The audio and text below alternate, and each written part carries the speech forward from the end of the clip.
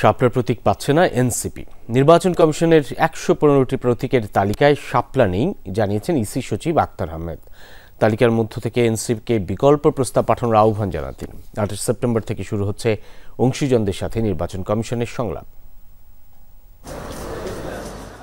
নির্বাচনী প্রতীক হিসেবে শাপলা পেতে অনড় জাতীয় নাগরিক পার্টি এনসিপি।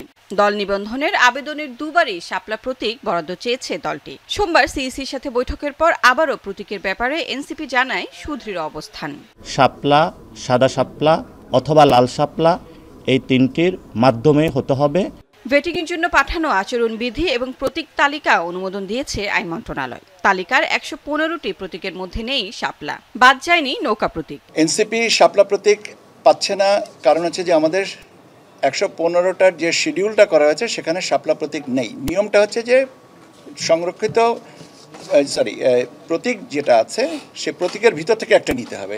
সে প্রতীকে যদি শাপলা প্রতীক না থাকে তাহলে দেওয়ার সুযোগটা কোথায়? বিকল্প একটা প্রস্তাব আমাদের কাছে পাঠাতে হবে এবং ওনারা এটাকে জানেন যে এটা নাই। তো এখন নিষ্পত্তিতে হবে দুজনের সম্মতিতে। তো আমরা আশা করছি যে একটা সম্মতিতে ওনাদেরই বলতে হবে। ত্রয়োদশ নির্বাচনকে সামনে রেখে নির্বাচন কমিশনের কাজের অগ্রগতি তুলে ধরেন তিনি। জানান ২৮ সেপ্টেম্বর থেকে শুরু হবে অংশীজনদের সাথে ইসির সংলাপ। সিভিল সোসাইটি, শিক্ষাবিদ, নারী নেতৃবৃন্দ, প্রিন্ট অ্যান্ড ইলেকট্রনিক মিডিয়ার সাংবাদিক বৃন্দ, রাজনৈতিক দল, নির্বাচন বিশেষজ্ঞ, জুলাই যোদ্ধা, এনাদের সাথে আমরা পর্যায়ক্রমিকভাবে আমাদের আলোচনাগুলো শুরু করব।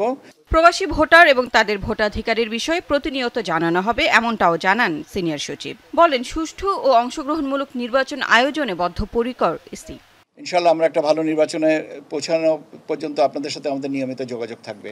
Lovely Bithi, Jamuna news, Dhaka.